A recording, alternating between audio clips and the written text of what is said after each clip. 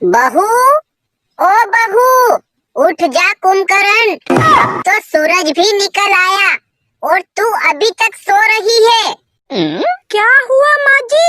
आप सुबह सुबह क्यों फटे बांस की तरह चिल्ला रही हो? अरे ये कैसी आवारा और बदतमीज बहू मिली है, जब देखो तब मुझसे जबान लड़ाती रहती है। क्या तेरे माँ बाप ने यही सब सिखाया है तुझे? आने दे मेरे बेटे को, आज तो तेरी खैर नहीं। लगता है आज बुढ़िया पूरी तरह से मुझसे रूठ गई है। आज तो मेरी मार पिटवा के ही रहेगी। मैं इनके आने से पहले ही इन्हें मना लेती हूँ। अरे मेरी प्यारी सासू माँ जी, मेरी भोली माँ, मुझसे गलती हो गई, मुझे माफ कर दो। ठीक है बहू, अब जाओ और मेरे लिए ऐसी चाय बनाकर लाओ कि जिसे पीते ही तन बदन झूमने लगे। लेकिन माँ जी, हमारे यहाँ तो भैंस का दूध आता है, किसी नागिन का नहीं। लगता है बहू, तुम्हारे माँ बाप ने बस हर वक्त झगड़ना ही सिखाया है। वो देखो मेरा बेटा भी आ गया है। क्या हुआ माँ, आप दोनों क्यों आपस में झगड़ रही हो? अच्छा हुआ बेटा, तू बिल्कुल सही वक्त पर आ गया। देख तो आज ये बदतमीज लड़की मुझसे कह रही थी कि निकल जा बुढ़िया मेरे घर से। अब इस घर से तेरा कोई वास्ता नहीं। और तो और बेलन लेकर मेरे पीछे पड़ी थी मुझे मारने के लिए।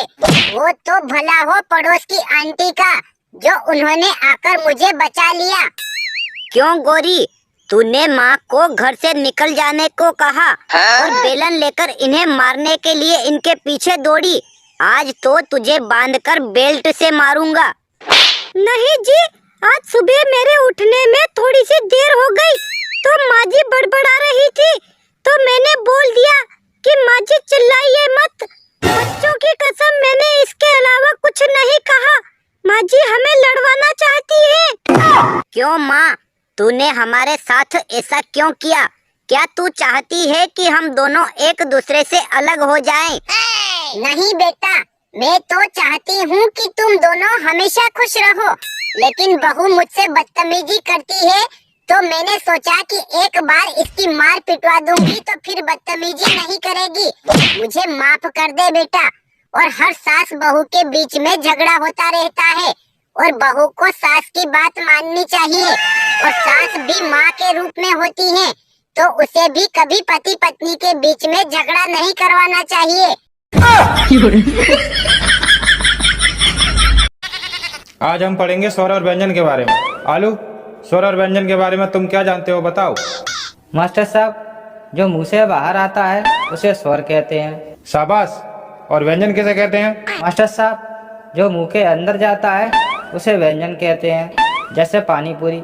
अगला गए हो का आलू, क्या उल्टा सीधा जवाब दे रहे हो?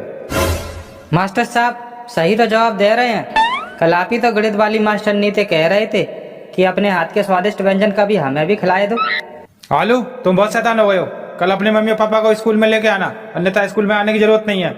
ठीक है मास्टर साहब। आ गया मेरा राजा बेटा, मैं तेरा ही इंतजार कर रही थी।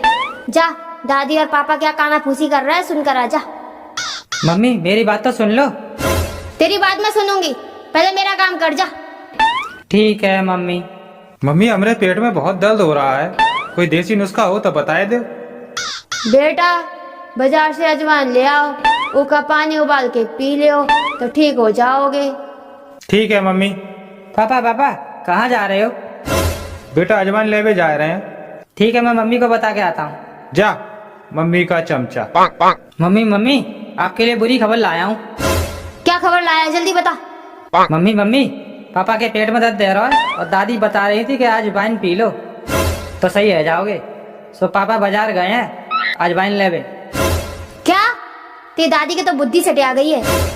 और आने दे तेरे बाप को, उसकी तो खबर लेती हूँ अच्छे से। आ गए पापा, आप अजवाइन ले आए? मम्मी बुला रही थी आपको। जा रहे हैं भैया। कहाँ गए थे? अजवाइन लेवे गए थे।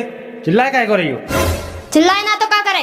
तुम्हें हमें घुमावे को, शॉपिंग करावे को, कछु खवावे को पैसा तो इतना है, और फालतू खर्चा करवे को पैसा है तुम्हारे पास। हमने कौन सा फालतू खर्चा कर दो है भैया? वाइन का तुम्हारा फूफा दे के गया है। वाइन? कौन लाया वाइन? अच्छा, बड़े शरीफ बन गए हो। आज तुम पी के दिखाओ वाइन। मैंने भी स्टील का बेलन मंगा रखो है, एक मारूंगी सिर पर तो तुम्हारा सिर कहीं होगा और धड़ कहीं और। अरे भैया हमने करो का ये तो बताए दो, जो तुम हमें स्टील के बेलन से मारोगी। आज वाइन कौन लेके आया है? अरे भैया हम खाने वाली अजवाइन लाए हैं, वाइन ना लाए हैं पीने वाली।